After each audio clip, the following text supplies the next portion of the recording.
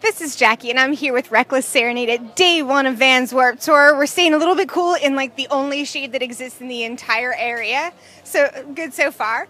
You guys were recently signed to Invoke Records. Tell me about the sound on your EP, Strange Soul. Describe that for us. Want to take that one? You said the sound of Strange Soul? Describe it for us. I feel like it's definitely a darker release than we've ever done. I think like compared to what we've released in the past, like it feels much more. There's certain sections that just get way darker, and I think that's awesome. It's, what would you say? Like it's pretty heavy in parts too. Like we've got a lot more. I think there's a lot more just like heavier, not like heavier because we do pop punk, but like heavier stuff than we've normally done. And I think it's just whenever we come out with something new, I always say it's like just an evolution of what we've done before. Like we always try and stick to our roots, kind of like playing all different styles of music. So I feel like it's just a better version of what we've already been doing. So what do you think has caused the music to be a little bit heavier? I think just growing up a little bit. You know, we started this band when we were teenagers, and I think like it's been a very different kind of road for us from going from like high school to college to afterwards. You know, kind of dealing with real life kind of changes the tone of a lot of the songs, I think. Yeah, we do grow up a little bit. Tell me about the inspiration behind your single, Fool's Gold. Fool's Gold, it's one of those songs, I think it kind of sums up how I feel about a lot of things, where it's like everyone's looking in a magazine and seeing like the picture perfect lifestyle, picture perfect models, and like they get this feeling of like emptiness and they feel like they're not doing what they should be doing with their lives, and it's kind of all bullshit, you know. It's all like created, and it's very easy to fall out of love with your own self. So it's kind of, you have to relearn how to trust yourself and learn how to be okay with things that aren't necessarily picture perfect. And that's an important message. What are some other messages you hope fans take away from your music?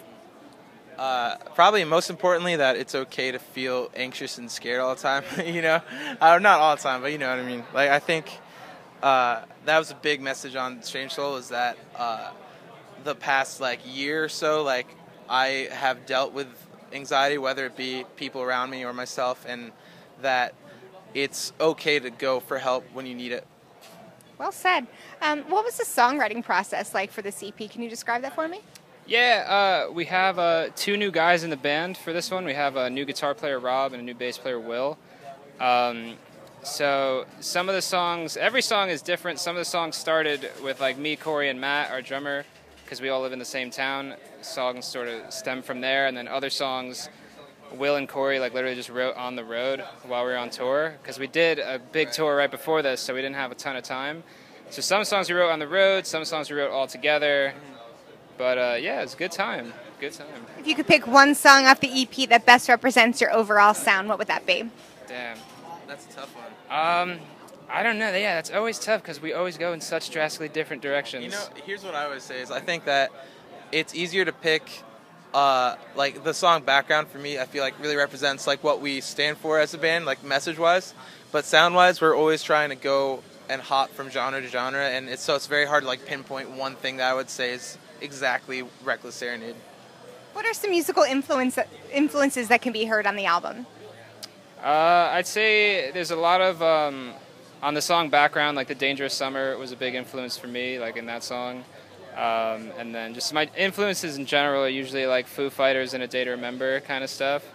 And then Explosions in the Sky for like all that ambient sort of reverby stuff. How do you guys go about choosing your set for Warped Tour?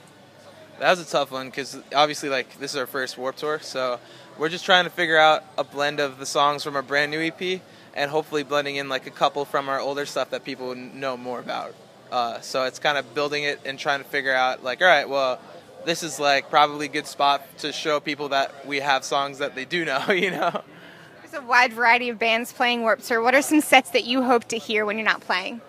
I'm definitely trying to see The Story So Far and 4 Year Strong. Those are like 2 of my favorite bands, and like stoked they're on the tour at the same time. Nice and easy. Yeah.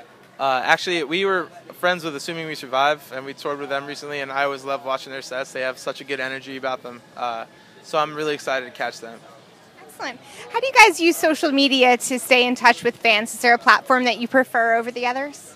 I think we like Instagram, I guess, because Facebook is just like, if you post on Facebook, nobody's going to see it. That's just how it is now, unfortunately. And so Instagram's usually like our main go-to, and we've been trying to like build up our Twitter just because we didn't have like big following on there. So we're trying to get that up. I think Instagram's kind of fun because you can like, it's just way easier to reach out to fans and say, and like you can respond to people all at once. And I just feel like with Facebook, if you're not pouring money into it, no one's going to see it. So we can kind of also just be more ourselves, like posting pictures of funny stuff we're doing on tour. You know, it's just a lot less stress for us to have to feel like we're doing something socially relevant. Like we're just sitting down, being us, and like talking to people. You know, Instagram can be tough too. I hope you haven't dealt with it, but a lot of kids deal with cyberbullying, especially Facebook and Instagram. What's some advice you might give to someone who is dealing with that? I would say usually, I mean, it's always tough to ignore it, but just ignoring it the best you can and realizing that, like, these people in 10 years are, like, you're never going to see them again, you know? It's not like these people are going to haunt you for the rest of your life. Like, I feel like it's the thing everybody goes through at one point, and it's just, like, it won't last forever, I guess. Yeah, I mean, honestly, it's like kind of what Mark said, like, in, like, a couple years from now, like, they're going to forget all about this, and, like, I always feel like it's frustrating to be bullied, and it's a terrible thing, you know, but at the end of the day, like, hopefully it doesn't go beyond just cyberbullying, and, you know, obviously if it gets serious, you have to contact someone, but hopefully it doesn't get that far. That's good advice, and it comes back to what you said before about dealing with anxiety and dealing with issues like that. You know, if you need to go out and get help, you know, you've always got friends around. So stay tuned. Make sure you stay tuned for much more from Reckless Serenade. This is Jackie. Thanks to In the Key of Change and Chorus.fm.